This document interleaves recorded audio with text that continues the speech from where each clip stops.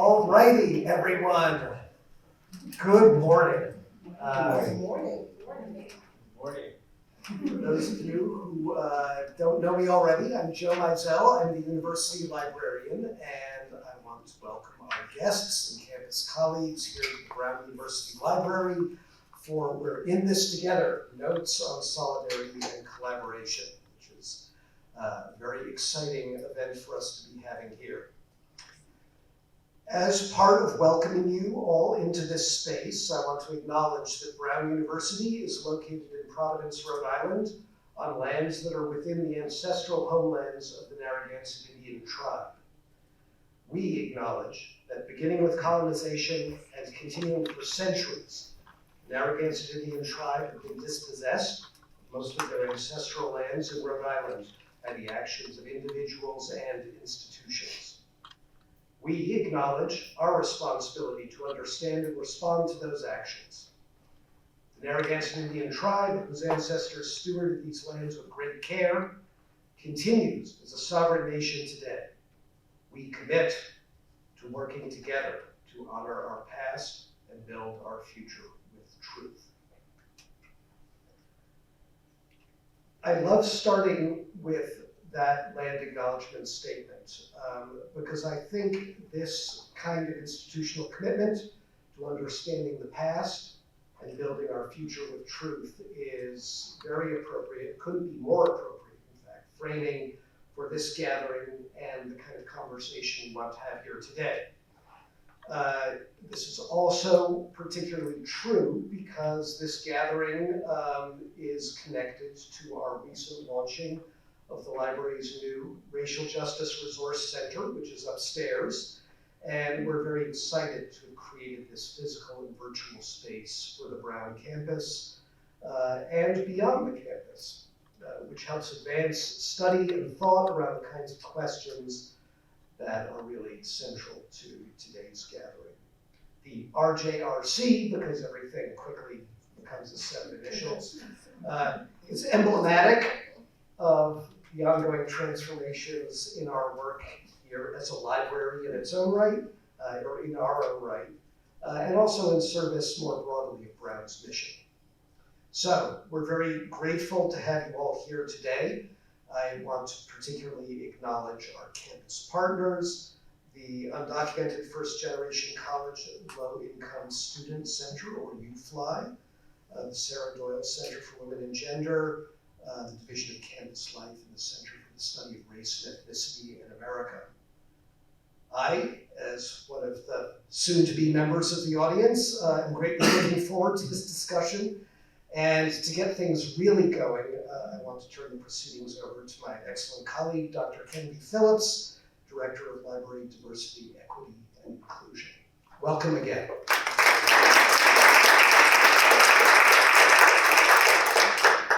Good morning, everyone. Thank you, Joe, and thank you all for joining us both in the room and virtually. I want to greet you. As Joe just said, I'm Kennedy Phillips, Director of DEI at the library, and I'm really pleased to kind of kick off this conversation. And I want to thank you all for engaging with us in a conversation as we talk about the practice of solidarity, what it looks like on academic campus, especially as it relates to Africana, Latinx, and Asian American studies. These conversations or the work around solidarity started with these faculty who I'll let our colleague introduce to you in just a moment at Oberlin, and is continuing here at Brown University. And I'd like to acknowledge just for the moment that Brown University and Oberlin are two institutions that have been trailblazers in diversity work over time. And so this is just a continuation of that work. And I'd like to take this moment to thank, in addition to the partners for this program that Joe mentioned, I wanna thank our communications department, our administration team, as well as our events team who are making sure that we got the food, that the room is together, that the technology is working well, just to make sure that we can have this space and have the opportunity to have this kind of conversation. And finally, I want to thank, and I'll let him do more, I want to thank Dr. Warren Harding, who was the person who said, Shelley, you have to meet Kimby. Kimby, you have to meet Shelley. Kimby's doing this work at the RJRC, and Shelley's doing this awesome work and has done this work at Oberlin. And we need to do this and bring this here. And so this was largely Warren's idea, and then Shelley came along, and then Shelley said, let's bring Meredith and Gina because we have to continue this work. We have to talk about how this works, and I'm just happy to be part of the conversation. And so, with that, I will introduce our moderator and our host, if you will, for the rest of the conversation, Dr. Warren Harding, who is the bridge between Oberlin and Brown, who is a graduate of Oberlin as well as a PhD graduate of Brown, as well as our current diversity fellow in our digital publications department. So with that, I will turn it over to you, Warren. Thank you so much for this. I'm looking forward to where this conversation goes.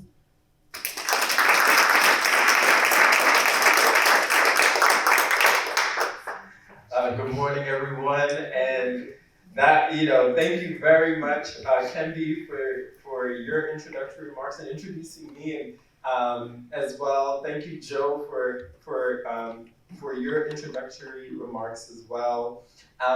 This is a really exciting moment, and to have our esteemed panelists here from both Brown and Oberlin, where I am a graduate and I am an alum in both regards. So I'm just beaming right now. So forgive me. And I just want to, again, my name is Warren Harding, and I'm the Diversity in Digital Publishing Postdoctoral Research Associate here in the library. And I'm excited to be the moderator for this panel as we continue programming and opening the Racial Justice Resource Center, and for the opportunity to engage in cross-institutional and cross-divisional conversations on solidarity here, both at Brown and of course beyond. I'd like to say that Shelley has been a co-conspirator in thinking with this idea, and we're all in this together, as well as Kendi,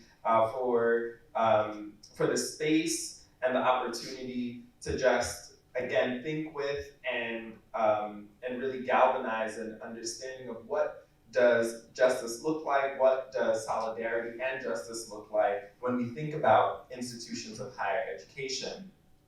I welcome again all those here in person and those who are joining us virtually, because this is sure to be an enlightening panel.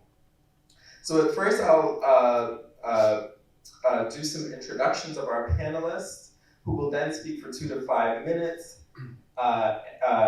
some comments that they've had on the question of solidarity.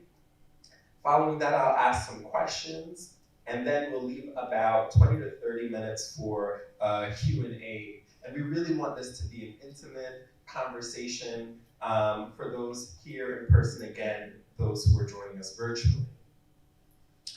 So without further ado, I'll introduce our panelists from right to left. First, we'll have Shelley Lee, who is a professor of American Studies at Brown University. Prior to joining Brown, she was a professor of history and chair of Comparative American Studies at Oberlin College.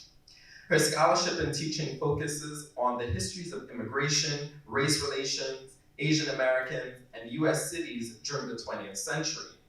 Her articles have been published in journals such as Frontiers, the Journal of Women's Studies, the Journal of Asian American Studies, and the Western Historical Quarterly. And her books include Koreatown, Los Angeles, Race, Immigration, and the American Dream, which was published by Stanford University Press in 2022.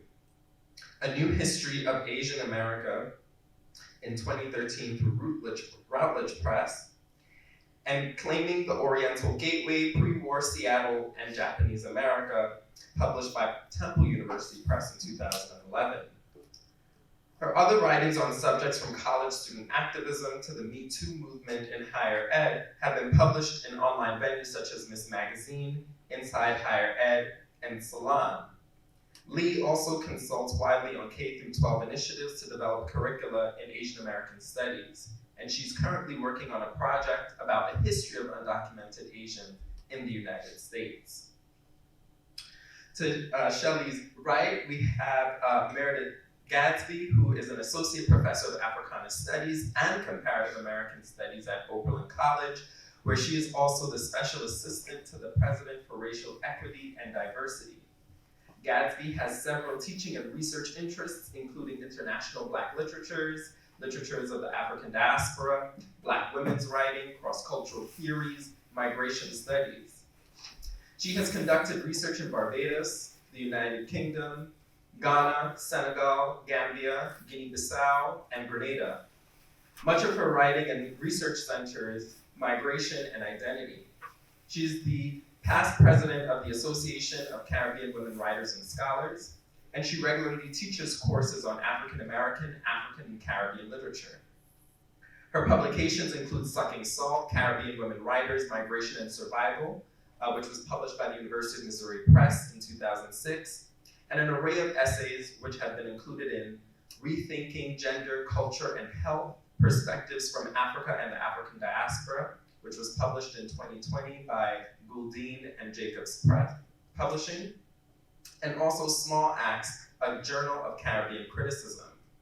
She co-edited the book Decolonizing the Academy, African Diaspora Studies, which was published in 2003 by Africa World Press, along with Carol Boyce Davies, Charles Peterson, and Henrietta Williams. Gadsby has been committed to bolstering diverse student and faculty communities in her role as a mentor of Posse at Oberlin, as well as a faculty mentor through the National Center for Faculty Diversity and Development. To Meredith's right, we have Julio Reyes, who is a 2012 graduate of Brown undergrad, and is who is the director of the Undocumented First Generation College and Low Income Student Center, and works closely with campus departments to provide holistic co-curricular and community support for U-FLI students that enables them to thrive inside and outside of the classroom. He has professional experience in student advocacy, program development, and social justice training. Julio previously worked at Oberlin College, where he was a campus leader in 3 key roles: as a program director for undocumented student initiatives, the assistant director of student outreach and success, and Latinx student life coordinator for the Multicultural Resource Center. Before Oberlin, he worked as a college advisor at Dr. Jorge Alvarez High School in Providence. As an undergraduate student at Brown, Julio was a leader and activist at the Brown Center for Students of Color. His leadership positions included Latinx Heritage Series programmer, Latinx Students Initiative programmer, and NPC friend. After successfully navigating Brown as a first-generation low-income student of color, he continued to serve the community as a board member of the Brown University Latino Alumni Association, Latino Alumni Council. To Julio's right is Gina Perez, who is a professor of Comparative American Studies at Oberlin College. She is a cultural anthropologist and was one of the first faculty hired in the Comparative American Studies program in 2003. Perez is the author of 2 award-winning books: The Near Northwest Side Story, Gender Migration in Puerto Rican Families, which was published in 2004 through the University of California Press, and Citizen, Student, Soldier, Latina, Latino, Youth, JROTC, and The American Dream, which was published in 2015 through New York University Press. She is also the co-editor of 2 anthologies, Beyond el Barrio, Everyday Life in Latina and Latino America, with Frank Gertie and Adrian Burgos Jr. through New York University Press in 2011, and Ethnographic Refusals on Ruly Latinidades with Alex Chavez through the University of New Mexico Press, the School of Advanced Research Seminar Series. That was published in 2022. Her new project focuses on sanctuary movements and multi-ethnic faith-based organizing among Latino communities in Ohio. Her research interests include Latinas, Latinos, youth, militarism, gender, migration, urban ethnography, and faith-based organizing. Perez also regularly teaches courses that are grounded in community-based learning and research methods, theories and practice that connect students to Latina, Latino, and Latinx communities in Lorain and throughout Northeast Ohio. With the support and guidance of the Oberlin College library staff, she also works with students to develop their skills of public and community engagement by developing web-based platforms like Omeka to share research findings with the general public. So join me in welcoming our panelists for today and as we continue this conversation on solidarity.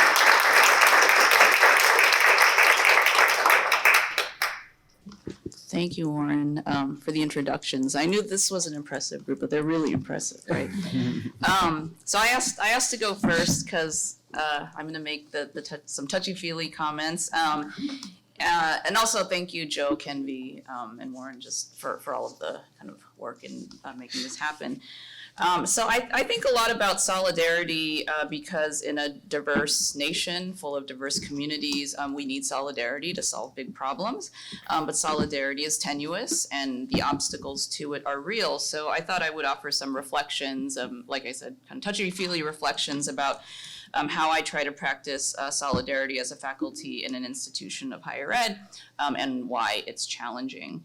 But just in the way of some further introduction and context, I've long been interested in histories of interracial, especially intra-minority solidarity, and just kind of intra-minority relations more broadly as an ethnic studies scholar and US historian. Asian-Black relations has figured especially prominently in my recent work in the book that Warren mentioned about Koreans in Los Angeles. But intra-minority relations has additionally been a thread throughout my life because I grew up in a multi-ethnic community in the Bay Area of Northern California, and in a multi-ethnic household, being raised by a Korean mother and a Mexican-American stepfather. So how I approach race, diversity, equity, in other words, has been informed by those contexts. So all this is to say that I find myself, as a scholar of Asian American studies, who is Asian American, and thus tied to and identified with a particular community by way of, the students who often seek my mentorship, organizations that seek my time, and the issues that I feel compelled to weigh in on. But those, factors and those commitments don't, nor should they compete with, a larger anti-racist agenda that I'm also invested in. Which I approach through a coalitional and solidarity lens.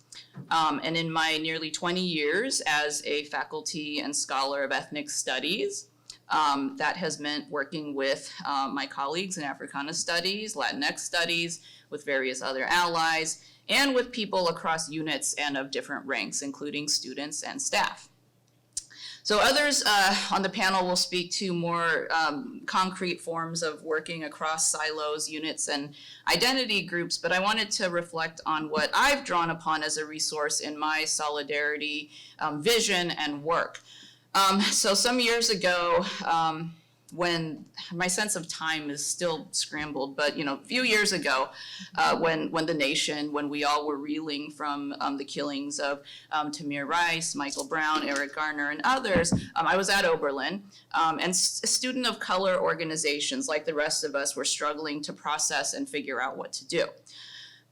Asian American students who I was advising formally and informally told me of their desire to be a part of, this growing Black Lives Matter movement, and to, support Black students on campus, but they also expressed that they didn't know how.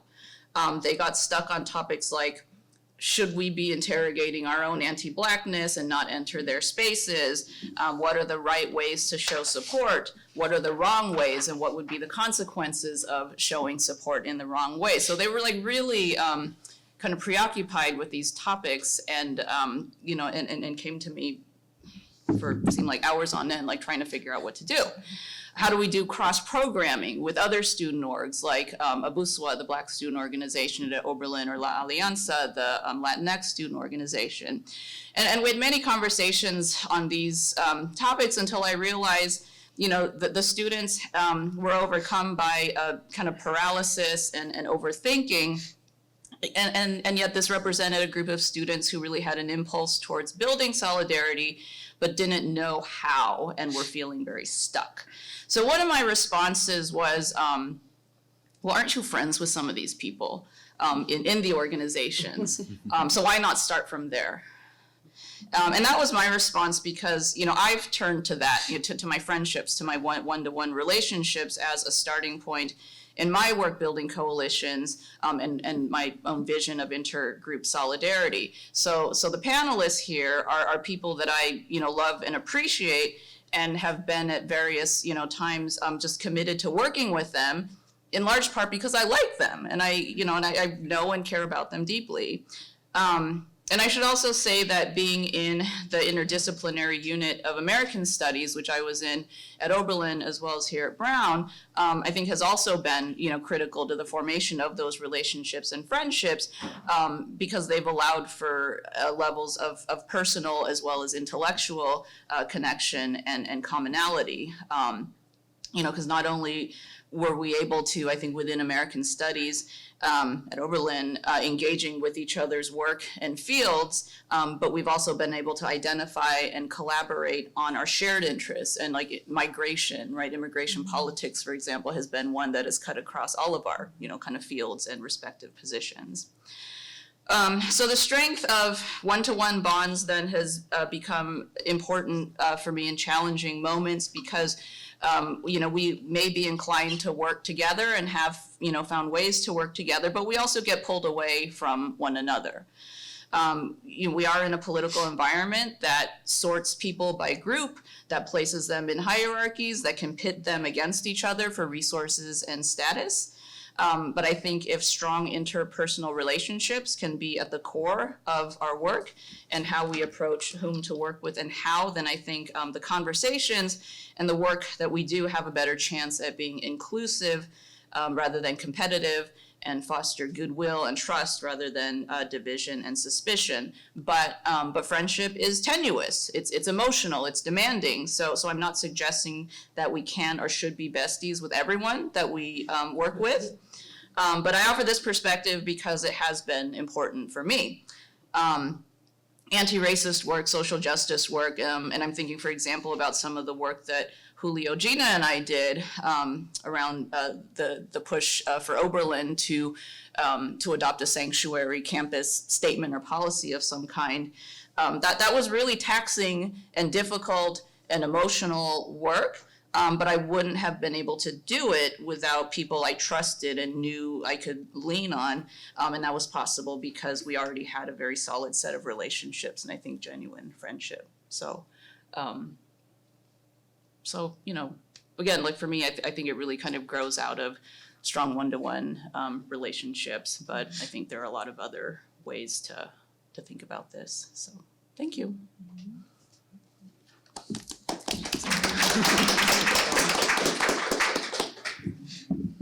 Good morning. Morning. So, thank you, Shelley. Much of my own intellectual journey has been shaped by work in solidarity in many, many ways. I think about my undergraduate experiences. I'm not a Brown alum, but I went to Vassar College for undergrad, spent 3 years at Vassar and 1 year at Spelman College. And much of my, intellectual journey was shaped, and I realized to some degree, I am spoiled in that respect, was shaped by activist-minded, committed, and mission-driven educators who often saw opportunities for me and possibilities for me that I couldn't see myself.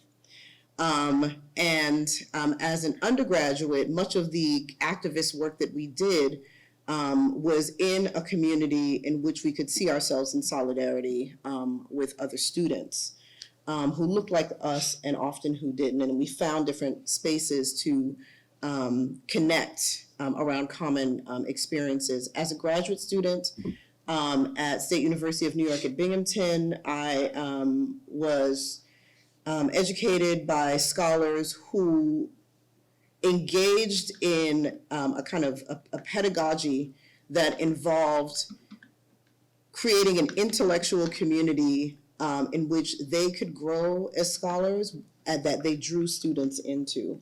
So coalition politics in ways that really mattered was a really important part of my intellectual journey. And so in many ways, I'm not quite sure how else to be, right? Because the mission of my work is the same wherever I go.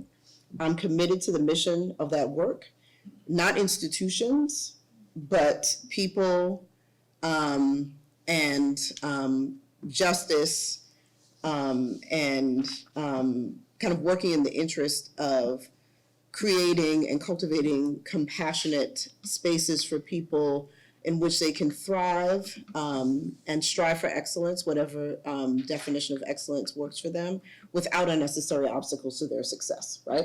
So that's kind of the way, part of the way that I imagine myself moving through the academy.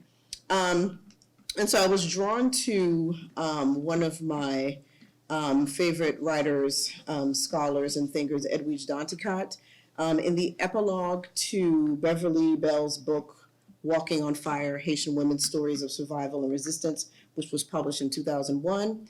The epilogue is titled Resistance as Solidarity. Danticat writes, "Solidarity is a means through which people can help each other negotiate the margins of power to attain a more compassionate society, a people-centered government, and a development path of their choosing." So Danticat tells us that solidarity resembles mutually beneficial collaboration and cooperation with a shared vision in mind. So for example, she says, by partnering with Haitians to fight US-based policies detrimental to Haitians, Americans also alter the balance of power within the US, shining light on undemocratic policies and processes at home and abroad. So for me, working with colleagues in solidarity means holding each other accountable in community and sharing responsibility for doing the work that will ultimately bring about positive change in all of our communities, right? And that it's possible to do that work without sacrificing the interests of the community in which the community that you identify most with, right? And I think that's one of the challenges to solidarity work, the eventual concern that your individual group will lose ground, particularly in a context in which resources are always scarce, right? Or always appear to be scarce.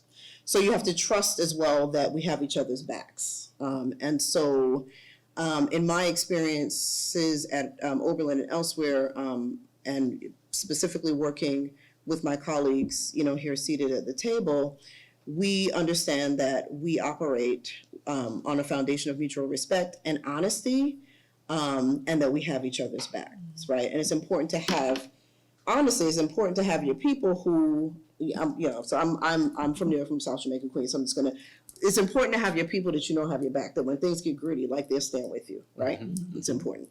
So I just want to talk about a couple of practical examples that I've experienced. So for instance, Warren shared with you my most recent appointment as Special Assistant to the President for Racial Equity and Diversity, and I was also co-chair of the commission of the Presidential Initiative. So in the wake of a number of incidences, which Shelley already mentioned,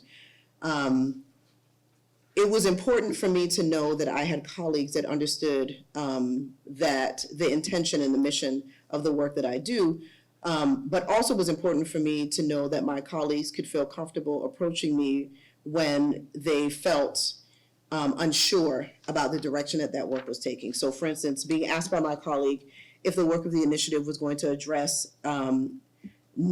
the experiences of violence against Black people that were so prevalent in the public eye, and in addition to that, incidences of violence that negatively impacted or that were experienced by Asian Americans, by Latinx folks, and so on. And so this question is really a difficult one, and it speaks to the tension involved in doing anti-racist work in a society that pits people against each other, right?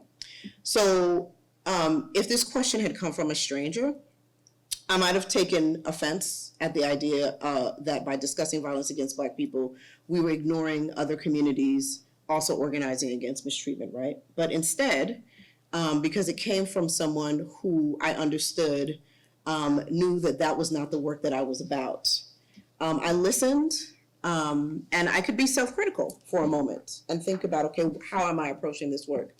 But grounded in the mission of my work, I could reassure my colleague that we could and would address all of these issues simultaneously, even if it appeared in that moment that our attention was focused on Black people. So in that moment, accountability resembled, for example, right, in terms of thinking about public ways to show that commitment, kind of publicly condemning those incidents, because I was tasked with writing a number of letters to the community from the perspective of the presidential initiative, condemning the violence against Asian Americans, especially elders, right, that were occurring in California and other cities, and participating in community events with students, faculty, and staff to process and mobilize. I think mobilization was really important in that context as well.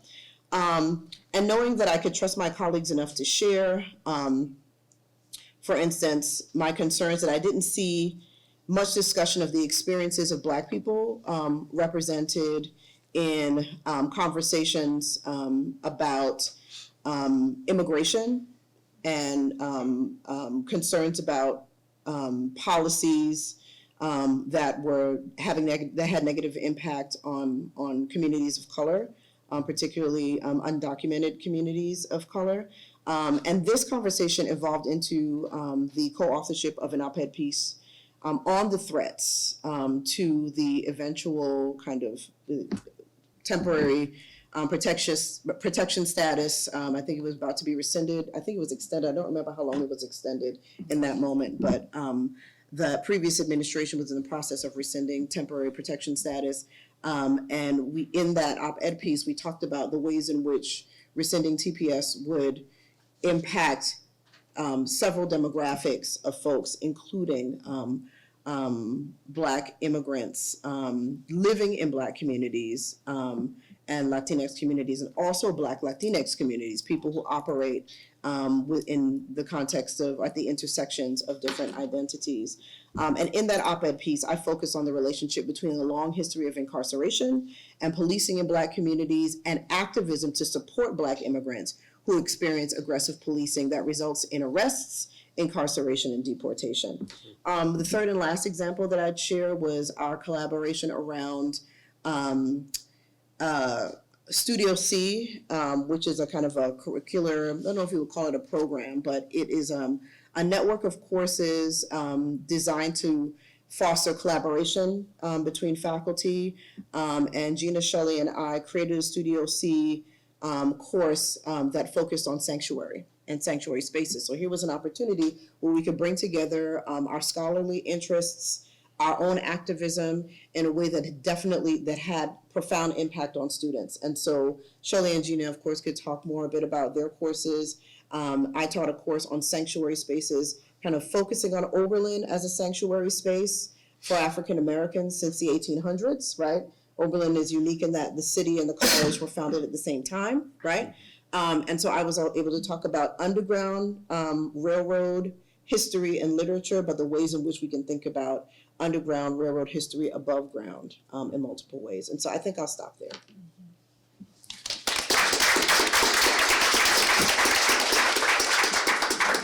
Cool, thank you all. This is making me think a lot about the work that I used to do more previously at Oberlin College as well, and it's really great to sit on the panel with folks who were my mentors many years ago and still inspire me. So thank you all for this opportunity to speak with you. But again, my name is Julio, I use he, him pronouns, and I oversee our Center for Undocumented First Generation College and Low-Income Students at Brown, the U-FLI Center. So unlike other folks on this panel, I'm not a faculty member, I'm a staff member. But I think it's really critical and important to name that and to talk about, what I want to talk about is the ways that staff members can work across the university, work with students, work with faculty, professors, deans, and other folks to really create institutional change, right? And to push and move policies in a way that are more inclusive of our student communities and their experiences. So as you all probably heard from my bio, I am a product of Brown's Center for Students of Color, or formerly the Third World Center, right? So there's a very particular social justice politic and framework that is embedded in all the things that I did as a student then and the things that I've learned and all of the lessons that I took with me into the workplace. So when I do work in higher education, in the field of education, doing work through a social justice lens and framework is highly critical and important, right? I'm doing work to support students who are most vulnerable in their communities, undocumented students. I've worked with students of color as well. And through that work, I think I've learned a lot about what it means to work in solidarity with other folks, right? And as I mentioned before, not just in solidarity with students. I'm not just supporting and working with students, but working with folks in different areas of the institution in order to create and cultivate change and transform and create opportunities for students to actually succeed and thrive. So for me, working and engaging this work, it's important to have an ethic of care. I do things because I care about the communities and the students that I work with. And that for me is like one of the main values that drives a lot of the initiatives and the things that I do with both students and others.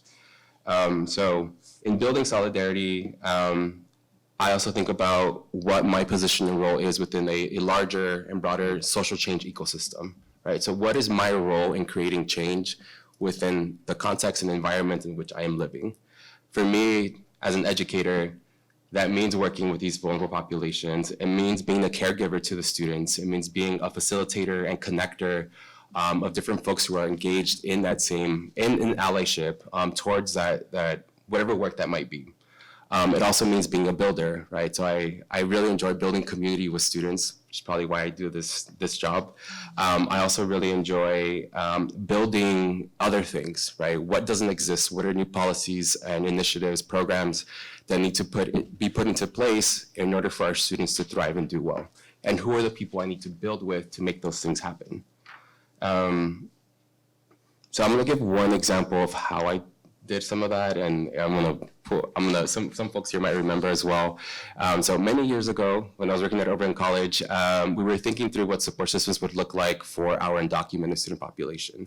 So it was a population that I think very small on campus, but there weren't any any structural support systems in place to already support them. This was also during a time when Donald Trump was coming into presidency. So of course, a lot of our students, as were we, were really anxious and nervous about kind of their safety and the students' ability to also succeed and thrive academically. So luckily, we had already been doing a lot of work with each other and bringing folks like I said, faculty, specifically folks in Comparative American Studies, staff and deans from various areas of the institution, and of course, students, to figure out how to best support our undocumented student community. So that was already in the works. It was great.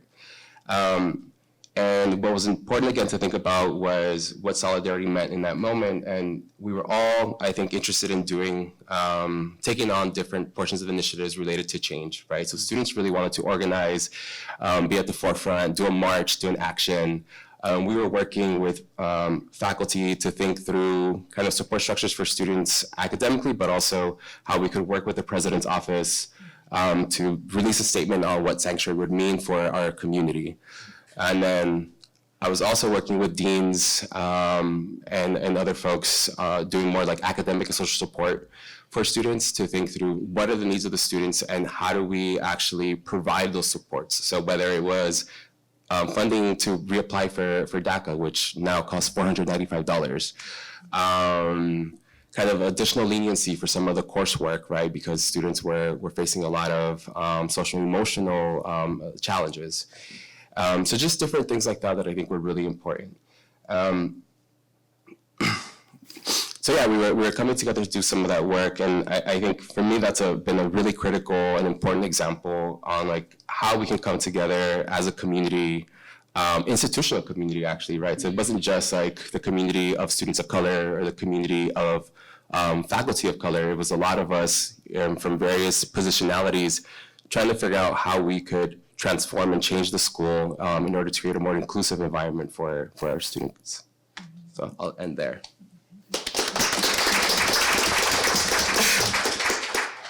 So thank you very much. It's really an honor to be here with all of you today, and also with my fabulous colleagues and former students who are now colleagues today.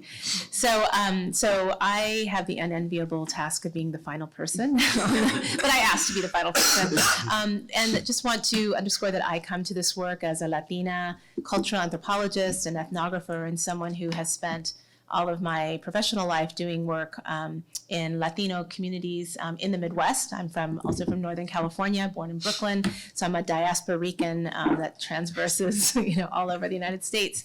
And what I wanted to end with was just providing, one analytic framework, I think, that is useful for capturing the work that I think we've been doing at Oberlin, and even now between Oberlin and Brown and beyond, that I have found useful both in my scholarly work but also in my personal life, and that is the idea of accompaniment. And as a way of kind of thinking about the praxis and the practice of what does it mean to be in solidarity and to be in something with other people together. And so one of the ways that I come to this idea of accompaniment is through my ongoing research that's focused on faith-based organizing among and with Latino communities in Northeast Ohio. And it's, for me, one of the most beautiful things about being in Oberlin is not only having the opportunity to work with fabulous students and colleagues, but it's also the real commitment to community-based research and engagement, and being able to both develop different kinds of courses that reflect new scholarly interests and how those feed into our engagements with the public and our kind of public-facing work.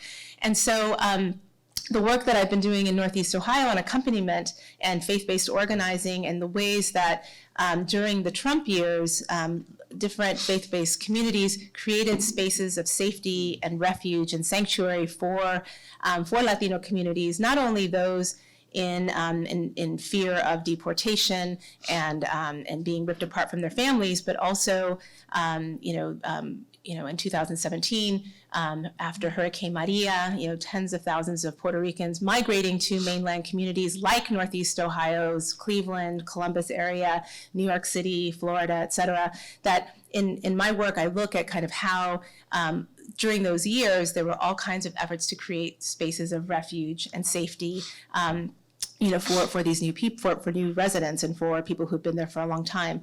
And this idea of accompaniment is, and how different people accompanied one another through these difficult times, became a really useful analytic frame, and was something I had been thinking about in the work we did at Oberlin, but also what I was witnessing and documenting and being a part of also in my ethnographic fieldwork. And this idea of accompaniment is not anything new. It has a long history in Latin American and Black liberation theology, and I think particularly in Latin America beginning in the 1960s. It reflects the incredibly brave work of nuns and priests and brothers and lay people, community organizers, labor leaders, who organized often at great personal cost for social justice, and to resist and to challenge oppressive and repressive political, economic, and cultural structures in countries like Peru, El Salvador, Chile, Nicaragua, Guatemala, and Brazil. And the idea of accompaniment is a really radical one, because it really underscores the idea that it's not enough to work for social transformation on behalf and with other people to make the world a better place. But it's premised, I think, on the things that everyone has shared this morning, that it's premised on deep relationship. And it's premised on the idea of deep relationship building that's grounded in trust, that I think Meredith spoke to that beautifully, on mutual respect, which I think Shelley also spoke to beautifully, and the recognition that my life and my well-being and struggles are inextricably linked with those of others. And so, it is the practice of solidarity. Accompaniment is about being present, showing up for one another, showing up for one another's activities, taking that extra time to write things out with each other, to have conversations that are sometimes challenging, but I think are absolutely essential to moving things forward in an honest way. And I think the other thing I would emphasize here is not just deep relationship and listening and being with each other, but also deep humility. That I think these moments when we can hear what someone is saying to us, and then being very careful about how we might respond and reflect and think through how we respond to what people have to say.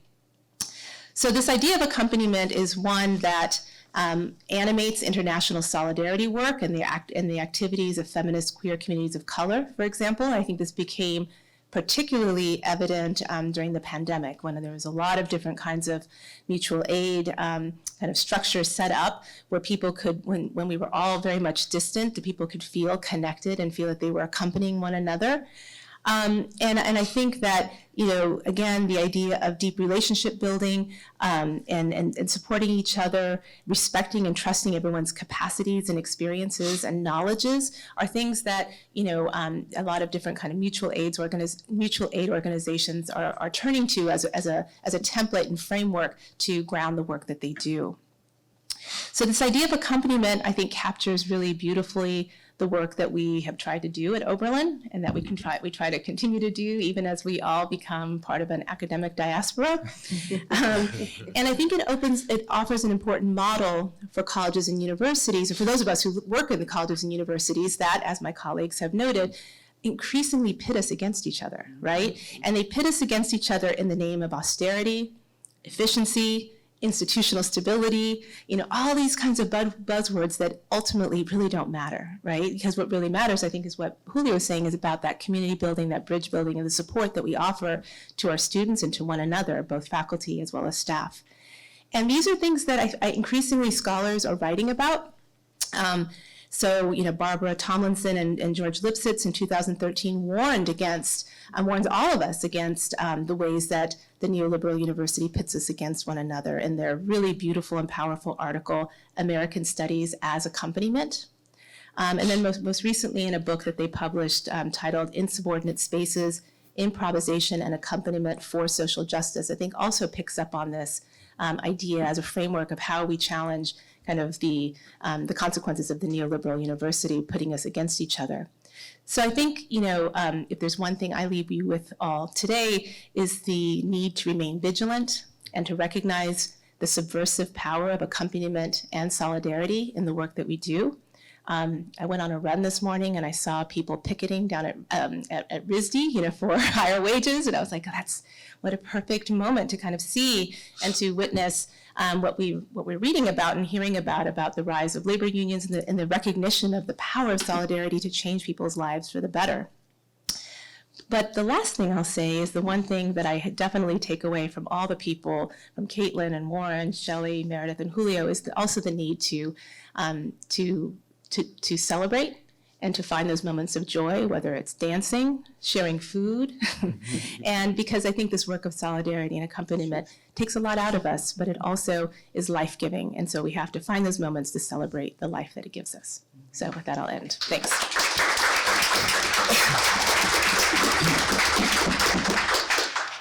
Thank you so much, Shelley, Meredith, Julio, and Gina for sharing those important questions, right, around the politics of friendship, of accountability, of justice, of accompaniment in doing solidarity work. And I'm curious, as you're embodying solidarity as colleagues, right, and working in these institutions of higher education, how does that reflect in your mentoring? And how does that reflect in your teaching? I know you all mentioned the Studio C courses, or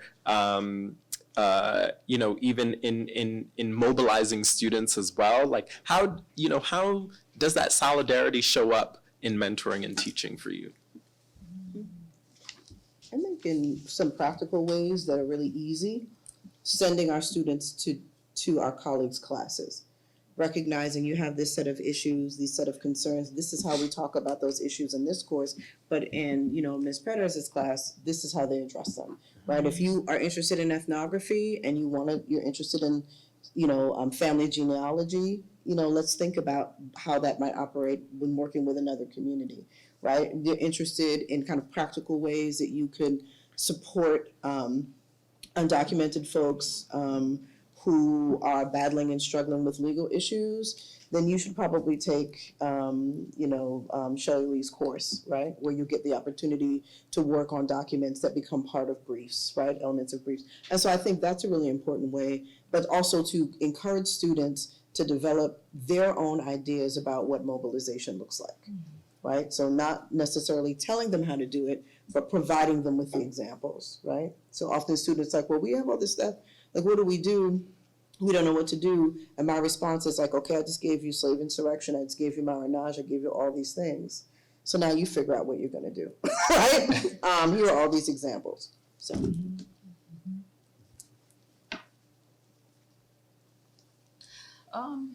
Yeah, I mean, I think I engage in a kind of passive form of mentoring, like through the kind of collaborations that, that we've done, right, at Oberlin. These were often like, pretty public events. And so I think like by having students come and see, Meredith, Gina, Julio, and I, talking about, we did so many things about immigration, like, it sort of allows students of, diverse backgrounds to see like how, everyone, not just members of one group, have kind of a stake or should, really care about this or that issue, and then we could, I always thought of what we were doing as a form of modeling and not just, doing kind of work that we think is important. And similarly, to build on what Meredith was saying, I teach Asian American history, though I don't just teach Asian American history, but like when students come into my class for, personal reasons or trying to figure themselves out through the subject,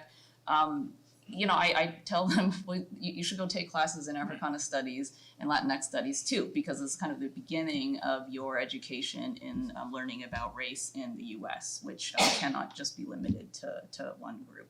So.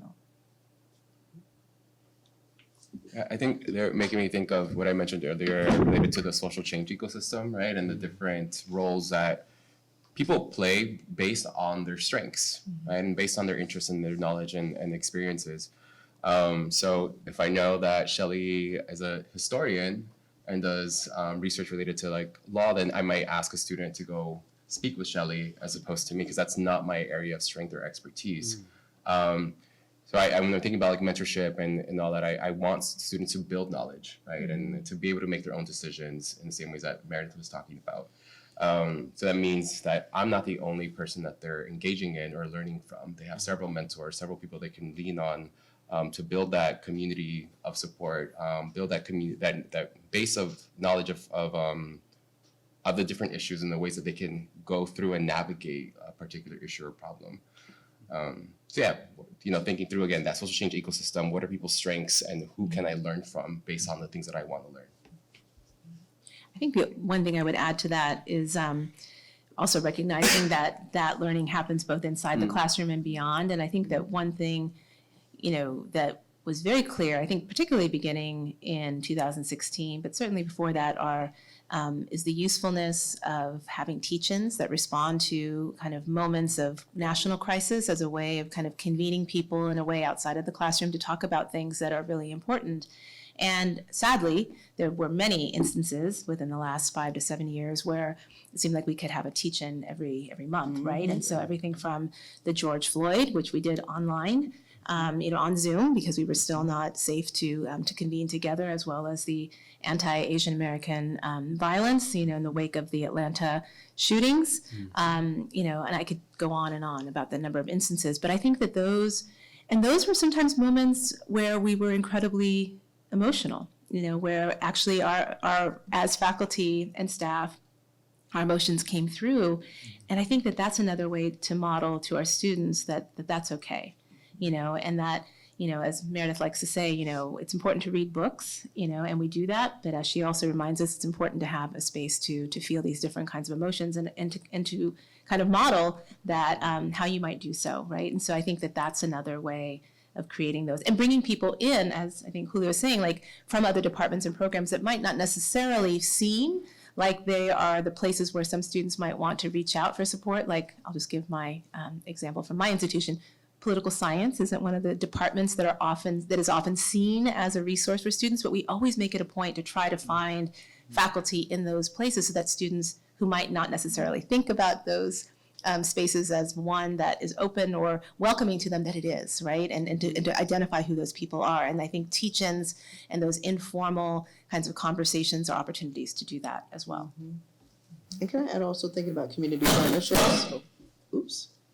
Thinking about community partnerships, there are couple of times in our teaching experiences where we brought in experts, outside of the institution, in terms of thinking about, okay, if there is a trial, right, of the police officers involved in the murder of George Floyd, what does that trial look like? So thinking about people who are activists and advocates in different institutions, right, in legal institutions, in different types of spaces, and modeling for students how to do that to think about community more broadly, to get them thinking about ways to do this work off campus, right? And to get them out of that kind of the bubble, right?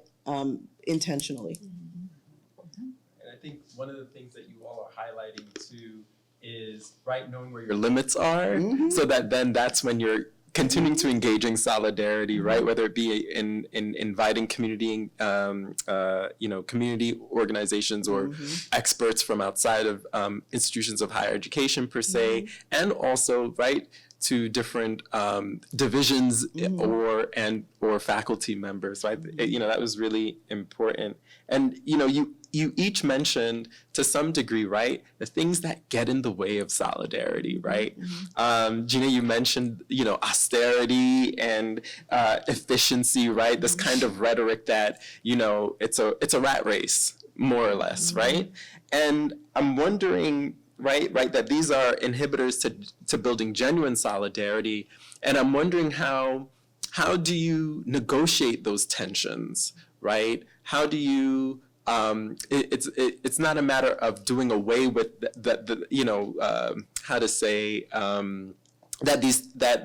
this rhetoric doesn't exist, but how do you? It's not removing the tension, but do you how do you work with it or work against it? Work against those tensions. Can I go first? So Shelley Lee left Oberlin to come to Brown, and that put us in a really interesting position in my department, because we're all about austerity right now at Oberlin, and it's like the Hunger Games trying to get a position, and an FTE return to your department if someone leaves, right? And so I'll just give one concrete example, is that just knowing how crucial, Asian American Studies is to our department, just knowing how crucial it has been to Africana Studies, to all the work that happens at Oberlin, we had to get that position back. And so one of the ways, it takes so much time, but it's just meeting people literally where they're at, like reaching out to every person who's on an elected body who makes a decision about the allocation of FTEs, and offering to have coffee with them, explain everything about the history, about this is just one example of this position, why it's absolutely essential to get this back now and not 2 years from now with a BAP, or a visiting position to tie us over, and then having a clear articulation of what will happen if it doesn't come back. In other words, it's time to call the question and end ethnic studies at Oberlin College. And I think that, making those phone calls, having coffee, meeting with people one-on-one, that's just one example of how you challenge that austerity thinking, because you realize, actually, the sad thing is that you realize that not everyone who's on these elected committees knows the backstory. They know the story that's being fed to them in a synopsis, or that's being shared to them perhaps strategically by people who have the power, and they don't know the full story. And so you have an opportunity to sit and to share, and you leave it in their hands, but I think you make a good case as to why you're making the ask that you're making. And so, but it takes a lot of time, and it's very emotional. It requires you sometimes to meet with people who you haven't necessarily always gotten along with, but it's for something you really believe in. And in the end, we were successful in April. Actually, we hired a Brown student to replace Shelley. But that's just one small example, and I think goes back to the idea of relationships. Even if they're not your friends, they can be your allies, and you can be their allies too, especially when it comes to what we really care about, which is making sure that we can teach our students and care for them. I mean, I was just going to say that I think the priorities and urgencies are situational, right? It depends on what's going on at the time. And in some moments, like there is a threat, right, as Gina was saying, to a particular field and its, kind of future at Oberlin. But I think this kind of fight to maintain Asian American studies in the curriculum, which I was actually a part of, like, as I was, on my way out. I think kind of was informed by not just a valuing of Asian American studies, but a recognition that Asian American studies is part of a robust curriculum in race in the US, and that, like, if Asian American studies isn't safe, then another field isn't safe, then another field. So it was, I think it was kind of coming from a broader commitment to, the study of race and a curriculum on race in the US. I would add, thinking about the types of skills that one develops doing this type of work over time, right? And thinking about how one creates coalition even within communities that would seem otherwise homogeneous. So for instance, I grew up in a predominantly Black community in New York City, in which there was great diversity in that community. So you had Black people who had lived on US soil for hundreds of years, Black people who had recently arrived since the Immigration Act of 1965, Black people who had lived in New York City and who had migrated from the Panama Canal Zone, and so Black people actually did come through Ellis Island. That is actually a thing. And so, thinking about what solidarity even looked like resembled in those communities, where you had people that often didn't get along, and even though they looked alike, they looked the same, recognized that they came with different sets of privilege in their identities and different investments, but recognize, I think, the importance of knowing that you could not leave, right? I think in some ways, being able to leave can sometimes signal a lot of privilege, right? If you can only live within a certain set of city blocks, you cannot live below 110th Street, right? Or you cannot live outside of Jamaica, Queens. You cannot move into Rosedale, right? All of those things. It helps people understand the importance of finding ways to work together. And also creating your own institutions that support you when you know that the state will not. So for me, that translates into thinking about what kinds of resources we actually do have, as opposed to thinking about what we don't actually have, right? So what kinds of things can we actually do? What actual levers of power, to quote James Lawson, right, can we actually mobilize, right? And then what do we do with that, right? And so I think, connected to Gina's point about thinking about joy, thinking about, like, not thinking about feeling disempowered and disenfranchised, like not letting that be the motivation and the foundation of the work that we do all the time, right? Bell Hooks talks about the power sometimes of being in the margins. So what kind of power do we actually have, and how do we operationalize that? And so that looks like the, town hall meetings and teach-ins. And it also looks like leaning into each other with great humility.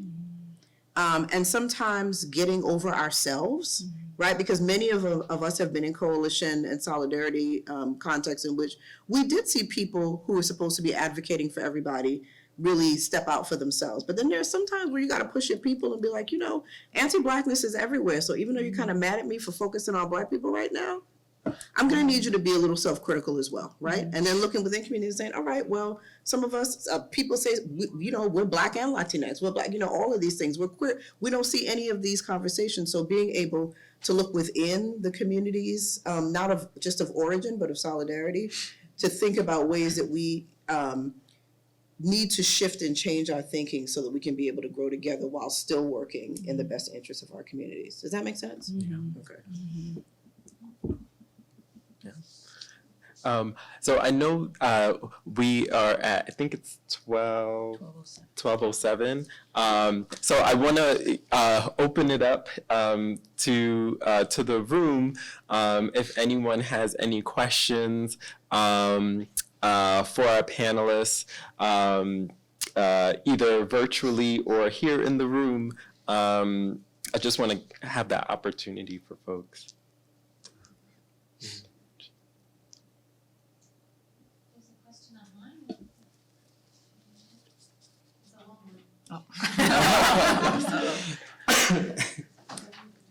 I can. Just so the people online. Yes. Yes. Oh. All right, get ready. Here we go. Okay. Thank you. So this question is from, let me see, Felicia Salinas Muniz. Thank you for this wonderful panel. It seems that many faculty and staff who are committed to social justice are often the ones most tapped by students for support and advice. Filled office hours, impromptu drop-in meetings, responding to crisis, etc. In doing solidarity work, how do you support each other in creating healthy boundaries while being able to balance your day-to-day task lists and still carve time for intentional solidarity work? If you could advise yourself at the start of your solidarity work journey, what would you say to yourself? Good question. Yeah. So I'll just, one thing I would say is, and I don't know how this started, but just using me and Shelley and Meredith as an example, somehow, I think it was Shelley, started with this meditation app. And it's the most beautiful thing, because sometimes, and this is crazy, sometimes at 5:13 in the morning, how you know I'm awake, that's when we start. And I think sometimes we just send each other, you know, like Meredith will send a screenshot of something that she read for her morning meditation. Shelley will send something to me. I might share something that I read in my morning meditation. But what's so beautiful for me about that is that it's a reminder that every morning you need to take some time for yourself. And it's not something that I think, at least I thought that we formally started doing, but I think it just probably at a moment when we were all just really tapped out and feeling a whole lot of different things, just start doing with one another. So if I had to give myself some advice, I would have said, you know, try to carve out personal time, you know, in the morning, you know, be more proactive about that, and maybe find some people with whom you have that, you can share kind of that spiritual nurturing with one another. And we do it from, I think, a range of different faith traditions or non-faith traditions too, which is really beautiful. Yeah. I mean, I think, yeah, it's important to reach out to the people that you're worried about. You know, it's better to say it than to kind of keep it to yourself. I mean, not that I'm worried about you, but it's like, you know, I think we started sharing these quotes in part because I moved away, and it became a way to just kind of send something out every morning. But we did this before you moved away. Mm-hmm. That's true. Okay, well, this is when I started meditating at 5 a.m. But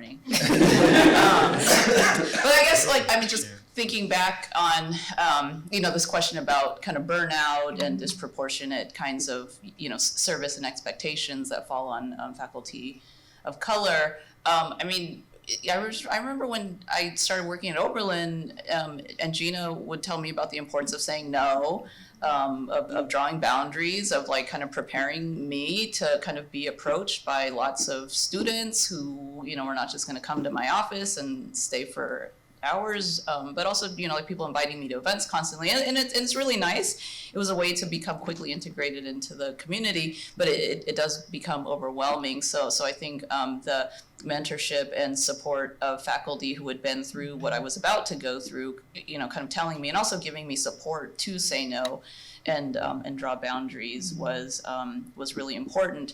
And then just another way to kind of make the distribution of labor kind of more equitable. I mean, like Gina was saying, like, you know, kind of bringing in colleagues from departments that the students may not necessarily think to go to, right? Like, there are some great people in politics and psychology and other departments who would love to have, you know, those very same students approaching them, but for whatever reason, they would just kind of gravitate to the people in American studies. So I think, you know, kind of pulling people in who, you know, could be of good service, who should be, you know, more service to students, and then just continuing to support other faculty in saying no and drawing boundaries and making clear like it's okay and it's important to do so. I think sometimes it does come from a space of worry about each other. I'm just going to say that. That's true. And also, I think being able to have good mentors who actually offer you advice that matters, but also recognizing when those mentors offer you advice that's no longer useful. Gina knows what I'm talking about. I'm not going to spill that tea here. But it makes me think about like the recognition in some ways that my mother is actually almost like 90 6.7% of the time, right? She used to always say this thing, Barbadians have this saying, my background is Barbadian, is taking time and laziness. Basically, taking time is not laziness. So, and as a child, I was like, what the hell is she talking about? But I reckon, and it means that kind of slowing down for a minute is really important. And it's not laziness, because in that moment, you take the time to properly think and plan and relax and restore. It made me think about my own class politics, in that, you know, entering into the academy in terms of like my own, you know, family economic history. You know, when I attended Vassar College, Vassar's tuition and fees were more than my mother earned in a year. So when I accepted my first position, my first tenure track position, I was making more in effect than anybody in my household had ever made. And I think that there's a lot of privilege in that, but there also is a way in which it then makes you forget the importance of creating balance, because the increase in salary is supposed to bring about a particular type of ease, but the academy never lets you have that ease. You're always expected to be working, always expected to be researching. You're bringing home work, you're grading, you're working on the weekends. My mother was a city employee. She was not working for the city of the Health and Hospitals Corporation of New York on the weekends, right? So there was a way that even though we had less materially, that balance was embedded there. We had Saturday night parties, we danced, we celebrated each other in big and small ways. And I think a lot of that gets lost in this kind of, you know, puritanical hair shirt model of academic work, you know, and remembering that, I would tell myself that taking time for yourself and taking care of yourself is an extreme act of radical self-love. And you don't just do it so that you can do the work, you do it because you're a human being deserving of joy, right? So one of the things in terms of my praxis that I do is I read Toni K. Bambara's The Salt Eaters, if not every year, at least every other year, because for me, that's an example coming from a Black woman writer of the value of positioning self-care as a radical act of self-love for the individual in community. And then what happens when that doesn't happen. And so being able to do that, though, in solidarity, you know, with my girls is excellent. Like, we got these Apple Watches, and when I see when Gina finishes her workout, and I'm like, good job, right? And, but, you know, having that community of positive accountability where we celebrate the joys, but we also do the hard work. It to me, it's a real model for doing this work in a healthy way, especially when for so many of us, I know that I was, you know, trained by Black women scholars. I watched them get sick. I watched them, you know, like I think about Barbara Christian and, you know, the support that she didn't have. So the importance of being loyal to your community and your people, recognizing that institutions were there before you and they'll be there after you're gone. You do the good work that you do while you're there, and then you move on to do that good work wherever you are, on this plane or in the next. It's the best way I can think to describe it.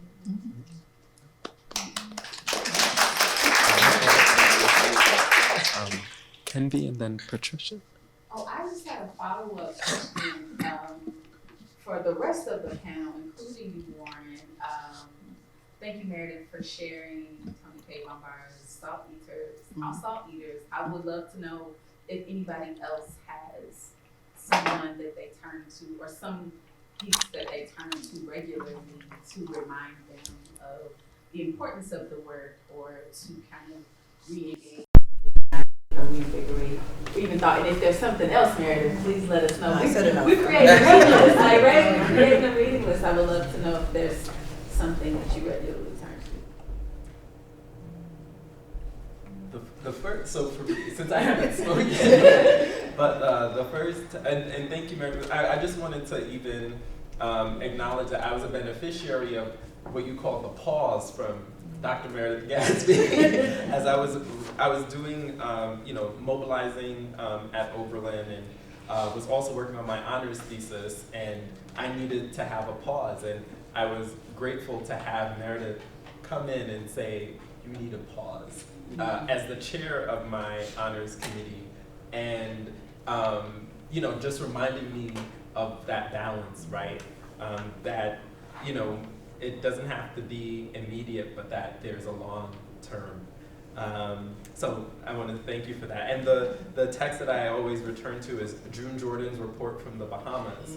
And the reason why is because, in talking about solidarity work, there's a part where she's in the Bahamas, where she's talking about being in the Bahamas and at this kind of a ritzy hotel, and there was the person who was coming to make her bed, and who was also another Black woman, and she basically talked about this idea of the ultimate connection, and that the ultimate connection cannot just be because she's another Black woman that we automatically are there for each other. Rather, it's about what she's doing, right? And understanding the different class notions,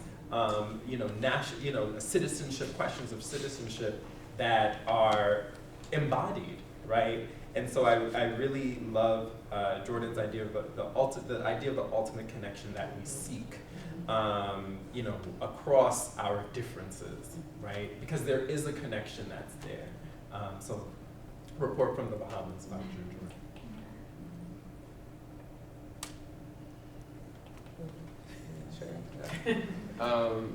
So I don't know how many people know this. I love to sleep.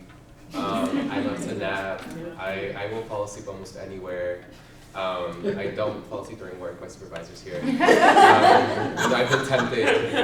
Please don't allow me to put a couch in my office. But I love to sleep. And even when I'm thinking about like my social life and engaging with my community and then other folks, like if I need to nap, I will nap before going out to dinner. Yes. After dinner, I will nap again if I need to as well. Yes, I always need to sleep. So this isn't necessarily a resource that I go back to, but it's somebody who we brought to campus before and whose I think lessons and ethos is really similar to what we've been talking to. So the NAP ministry. Yes, NAP ministry. Look them up on Instagram. Trisha. Trisha Hersey, yeah. So Trisha actually came to campus, it was virtual. We did a virtual workshop with Trisha and thinking about kind of rest as resistance and engaging in anti-capitalism and how we do that given kind of the labor force and all of that. So Trisha did a NAP workshop at 12 p.m. in the middle of the day for us, virtual. And faculty, staff joined us. The audience was students, specifically graduate students, but we napped in the middle of the workday. That was the only time I've ever napped. In the middle of the workday, and I thought that was just like a beautiful kind of act, right? For us to say we are at work, we know and recognize that we also need to rest and we need to slow down and reflect and think. So yeah, napping is a practice that I do, and I think something else that brings me back to this idea of care and solidarity is also leaning into my community of people that remind me about kind of joy, remind me to forget about work sometimes, and that, as Meredith was saying, the work is still going to be there. The institution will still be here, the students will still be here, but sometimes it's good to just like celebrate and to be in community with one another. So funny you said that. My mother says, slow down. She says, because you'll die. And she says, and people will come to your funeral and look in your casket and they'll say, she was so nice. She said, and then they'll go to Target, and then they'll go to Walmart. And she said, and then they'll live their lives, and when will you be dead? And I was like, wow. But, I mean, it was harsh, but it was apropos. Ms. Irma. Patricia, and then... You got to say something, Jane? No. So I had a question that's more related to the first question that we had online. Should I do this? Yeah. Okay, you keep yours. So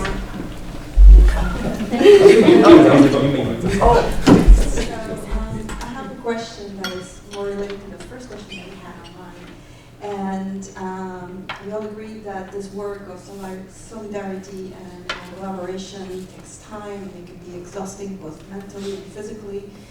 But, we have work to do, and we are teaching, and we have, you have to advance in your career. How do you convince your institution that this work is necessary and should be part of your advancement. You know, like some of their tenure track faculty, and how can that be part of that?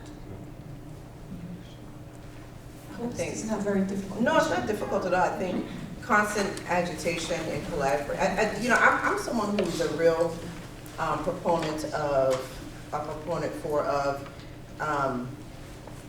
senior faculty, when necessary, putting on that cape to do that work, right? So I think that, yes, there is the importance of taking care of oneself and saying no, but one time you say the no's so that you can say yes to the things that really matter, right? And so kind of what Gina was talking about in terms of advocating to retain that position, that's the type of work that we do, right? Fighting for the work, right? And the importance of the work. And constantly, there's no easy answer to that because you're constantly advocating for your department, but also for the curriculum and the students, and to help people see that both are equally important, and that not offering the support necessary actually undermines the intellectual experience of the students, right? And so doing that in multiple ways by, you know, applying pressure. But also, one of the things that I found really helpful as a junior colleague as well is banding together. I'm not someone who believes that there's like no power at all in being an untenured faculty member. A lot of us spoke out in faculty meetings. A lot of us challenged. I'm not saying I don't know anything about the institutional culture here. I find, though, that the colleagues who don't say much when they're junior don't say much when they're tenured. Yeah, I think that that's totally true, and I think it's important to try to find that voice, and that might not be in a big faculty meeting. Right, it might be in different ways. Right. And I think the other thing I would add to that is not only have Shelley and Meredith and I each been chair of our departments, we've also been on the most kind of powerful faculty governance committee, which is I guess here it would be the tenure and promotion committee.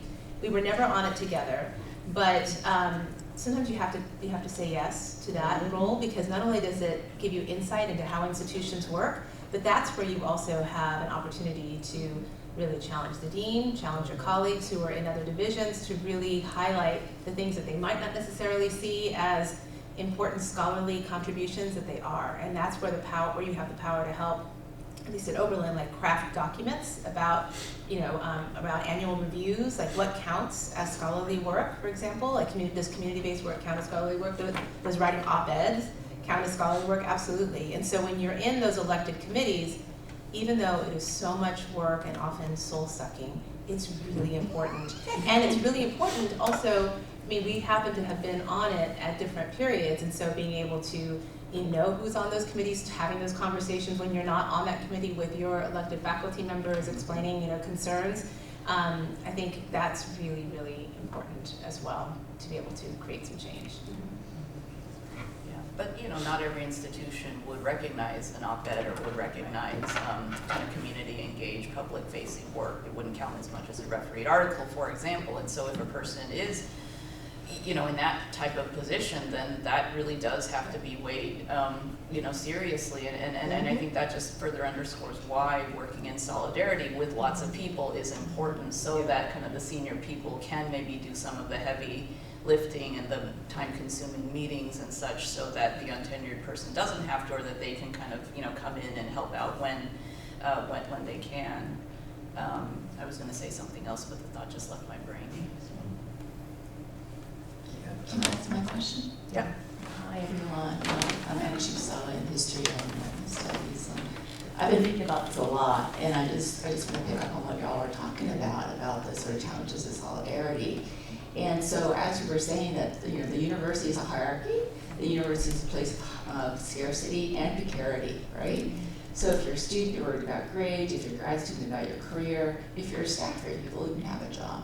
If you are a tenure track, whether or not you'll get tenure. If you're associate, you're going to become full professor. If you're a full professor, a variety of things are always something to be afraid of, right? So I'm just thinking about a real challenge, at least I found on this campus, is the social reproduction of cowardice, as Rob Ferguson puts it, right? Like, so people have a lot of reasons to be afraid, not to speak out, not to be in solidarity, because they think that their own sort of stake, their own position is being threatened. And so it is true. I do agree that if you're afraid as an assistant professor, you can be afraid as a full professor. I just want to point out that Gina was not, and that we were grad students together at Northwestern back in the day, and she stood up for us in Asian American Studies. So I just want to put that out there. But so I think it's the real problem that we see over and over in academia, and here, particularly at Brown. I didn't speak out that much when I was on tenure. Yeah, but Shelley Lee doesn't say a whole lot. But when she says something, people underestimate it, and then when it comes out, they're surprised. And I was like, I tried to tell you. Well, I think like I did change, like going from untenured to tenured, in part because I had, you know, these role models like Gina and Meredith, and I think I just felt like, well, once I have tenure, like what's tenure for then? You know, because they can't fire you, or and so what? Like if they socially ostracize you, it's like I have tenure, doesn't matter. And some of the people don't really like anyway, so. Right, no, that's nice, you know, and I felt like, well, I have, you know, people who have my back and who are kind of supporting me, and we seem to kind of share some of the same positions and commitments anyways. You know, as far as like an institution with a culture of cowardice, I mean, I don't know, like if the culture of cowardice is really kind of powerful and entrenched, then like how do you change it, right? Like it has to start with, I guess, some people maybe inhabiting the space differently, but it's not going to change if no one, you know, doesn't try to inhabit the space differently. What I would say is this, because I don't want to be glib about it at all, right? Because I think your question is a really important one. I think one of the things that many of us are saying is it really is important to find your people, and sometimes your people are not within the institution. And it's important to be able to build your community in solidarity with folks who might be at your institution, but if your institution is unsafe, you are very mindful of building that community externally, right? I think in some ways it's really important not to be afraid to leave a space that's no longer healthy or supportive, or that recognizes the gifts that you bring so that you can continue to grow and flourish, and that you create those relationships outside of the space so that if at the point on your own terms, if you are ready to move beyond it, you can. So that one of my mentors always talked about the escape routes. You know, always be ready to, or be prepared to pick up your stuff and go if necessary. Because what can often happen is for many people, their identities become, in a very unhealthy way, linked to an institution and the status of an institution and a number of things, right? So it's important for yourself to figure out how to safely take care of yourself, but to always recognize the value of what you bring, even if the institution doesn't recognize it, or the department, or whatever that might look like. But creating a plan for yourself that involves strategic departure as needed. I don't know, does that make sense? So I don't want you to feel as though, you know, I didn't want to, my response, I don't want you to feel as though I dismissed the question. I think it's a really important one. So that's what I would do. I think I would say that idea, I hadn't read that from Rod Ferguson about institutional cowardice, is that, no, social reproduction of cowardice. He said it at a teach-in for about the Florida teachers. Yeah, that's really powerful, because we all know, any of us who do work in kind of sociologically, that social reproduction is really, really powerful, and I think it's exactly what my colleagues have said, that it's really hard to change.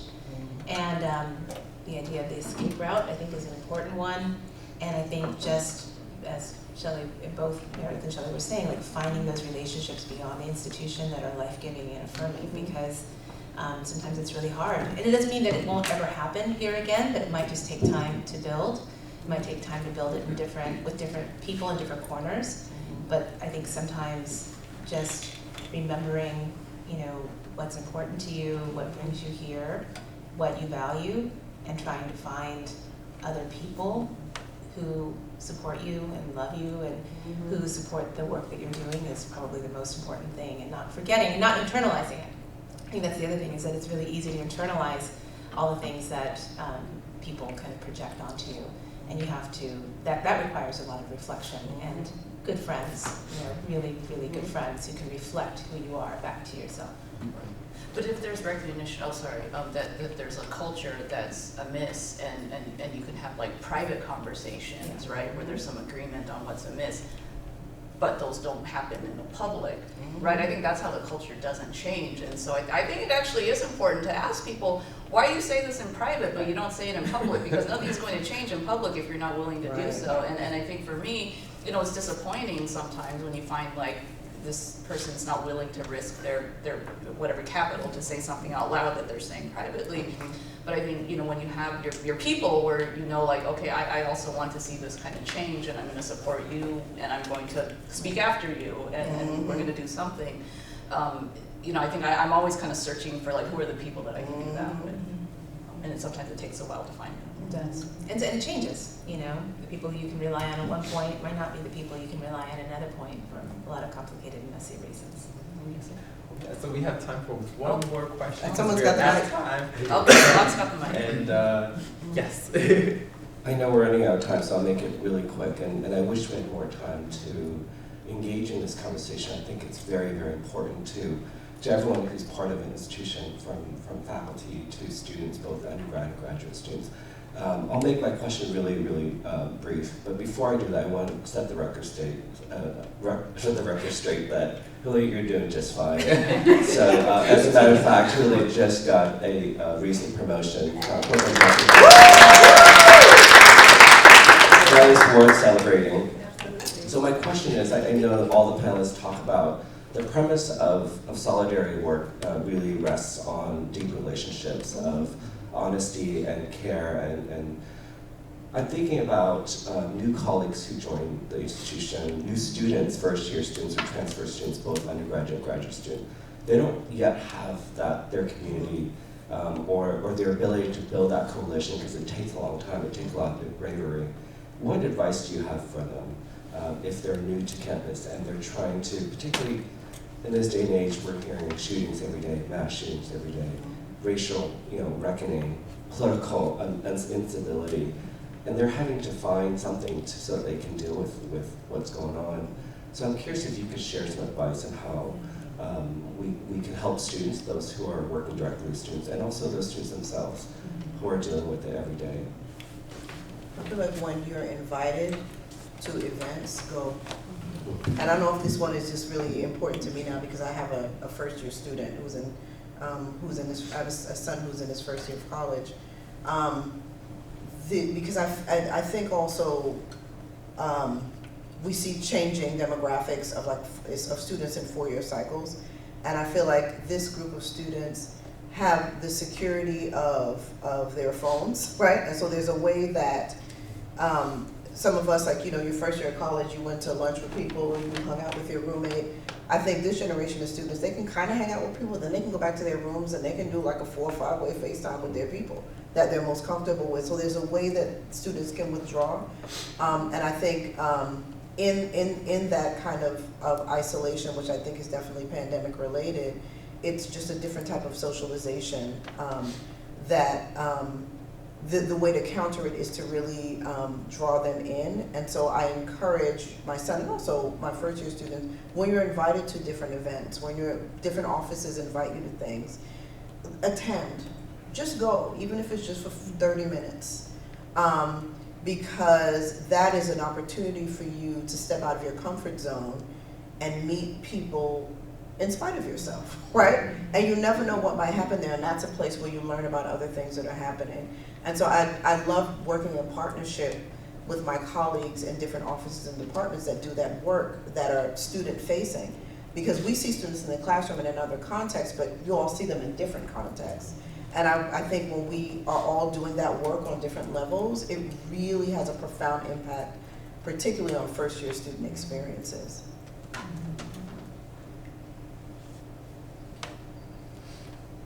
Well, we can hopefully continue these conversations. Yes, and again, we just want to